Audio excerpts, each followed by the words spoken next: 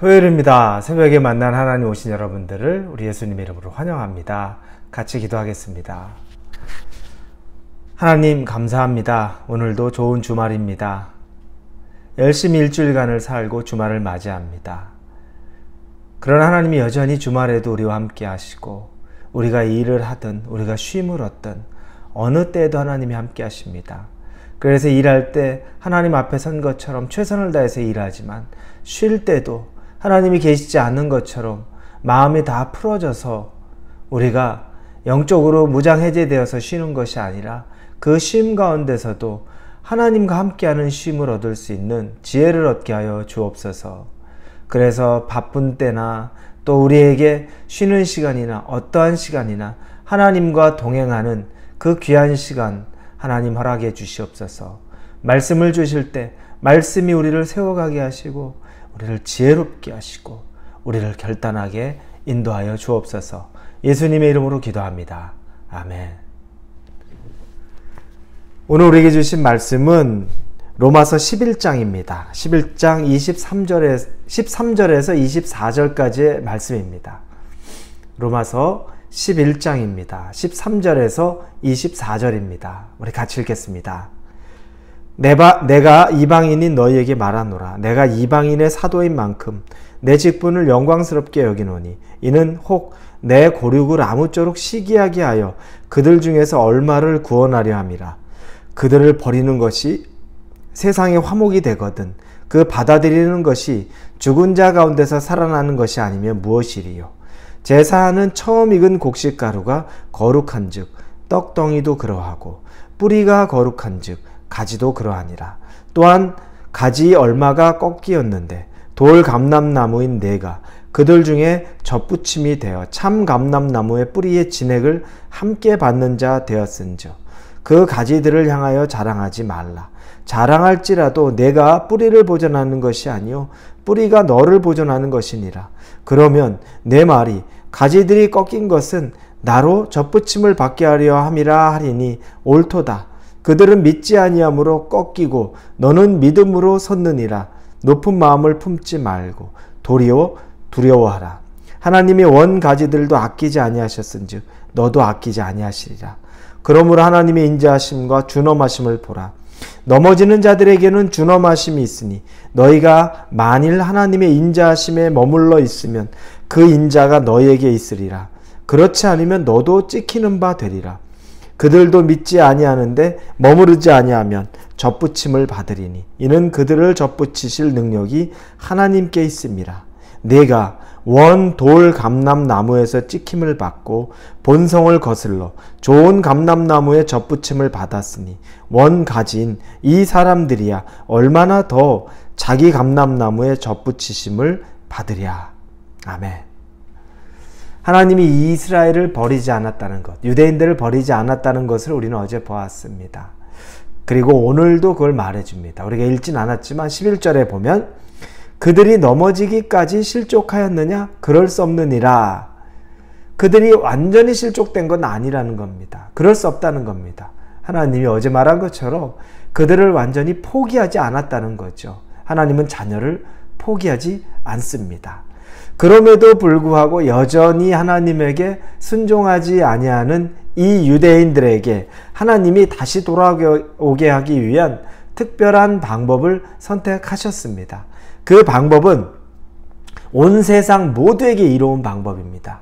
유대인과 이방인들 모두에게 이로운 방법이라는 거죠. 그건 바로 이방인의 구원을 통해서 유대인들이 다시 돌아오게 하기 위한 하나님의 방법입니다. 선택된 민족, 유대인에게만 구원이 있고 그리고 유대인은 그 교만함으로 하나님과 멀어졌습니다. 그러고 나서도 여전히 하나님의 자녀인 것으로 착각하고 살아갑니다. 하나님은 그들이 이방인을 통하여서 다시 돌아올 수 있는 방법, 그러면서 이방인을 바울 사도를 통해서, 즉 이방인의 사도가 되어서 그들을 구원해 내신 이후에 이 과정을 통해서 하나님은 유대인들에게 시기하는 마음을 주는 거죠. 질투하는 마음, 내가 구원받은 나만 있는데 왜 저들이 구원을 받아야 되나 라는 마음을 하나님이 일으키신다는 겁니다. 결론은 두 가지죠.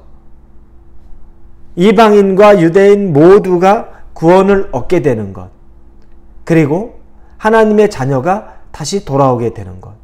이것이 하나님의 계획과 의도라는 겁니다. 자, 이 일을 하나님은 하고 있습니다. 그런데 이 과정 속에서 좋지 않은 일들이 이 사도 바울의 눈에 보여지기 시작합니다. 뭐냐면 늦게 믿은 이방인이 교만해질 수 있다는 거죠. 교만해져 있다는 겁니다. 그걸 바울은 눈치챈 겁니다.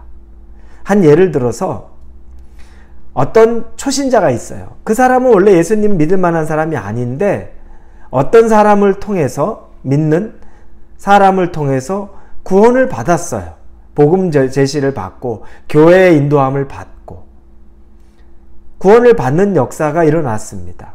그때 그 초신자는 자기를 인도해준 그 신앙의 선배를 보면서 굉장히 존경하고 존중하고 너무너무 자기가 바라볼 아주 귀한 이상향처럼 바라보기 시작했습니다. 그런데 이 신앙의 선배가 자꾸 삶 속에서 신앙이 퇴보를 해요. 직장생활 하면서 또 개인의 정욕에 대한 문제 여러 가지 등으로 인해서 신앙이 퇴보합니다. 그래서 급기야 교회 출석도 제대로 하지 못할 정도의 그런 상황이 돼버립니다. 그런데 반면에 그 사람을 통해 믿음을 얻었던 그 초신자라고 여겼던 사람은 신앙이 엄청 성장하고 성숙해 갑니다. 직분도 귀한 직분들을 많이 받게 돼요. 그러면서 이 사람이 자연적으로 드는 생각이 자기에게 먼저 복음을 전했던 신앙의 믿음의 선배라고 생각했던 사람이 우습게 보이는 거죠. 네가 먼저 믿었으면 뭐하냐, 나보다 못하는데. 맞죠? 말씀으로 보면 맞습니다. 그런데 마음은 그 마음 갖지 말라는 겁니다. 교만하지 말라는 겁니다. 하나님이 극히 경계합니다. 유대인들이 이 길에 섰던 건 교만함 때문입니다. 내가 선택받았는데 그 교만함에서 시작한 것, 그리고 나중에 하나님 없이도 살 수 있다는, 예수 그리스도가 와도 예수님을 하나님을 인정하지 못하는 그 교만함에까지 이르렀는데 이방인들도 똑같은 과정을 또 들어가려고 하는 것 같이 보입니다. 이런 교만함을 극히 경계하는 겁니다. 자, 하나님은 그러면서 이 초신자였다가 신앙이 성숙한 사람에게는 교만하지 않게, 그러면서 신앙이 이제 퇴보해서 주일도 잘 지키지 못하는 사람은 그 신앙의 후배를 통해서 경각심을 느끼고 마음속에 내가 이러면 안 되지, 저 친구가 나를 통해 복음을 받았던 친구인데 라고 하면서 그 마음 안에 좀 질투하는 마음, 시기하는 마음도 생길 정도로 하나님이 그 마음을 격동시켜서 다시 복음으로, 주께로 돌아오게 하려는 의도가 있다는 것을 이야기하는 겁니다. 그러면서 교만하지 말아야 될 이유를 이방인들에게 얘기하면서 참 감람나무와 돌 감람나무 얘기를 합니다. 참 감람나무는 유대인입니다.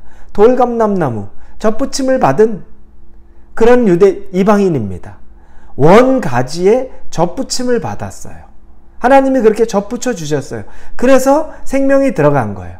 근데 어느 순간에 보니까 이 참 감람나무 가지가 꺾여버렸어요.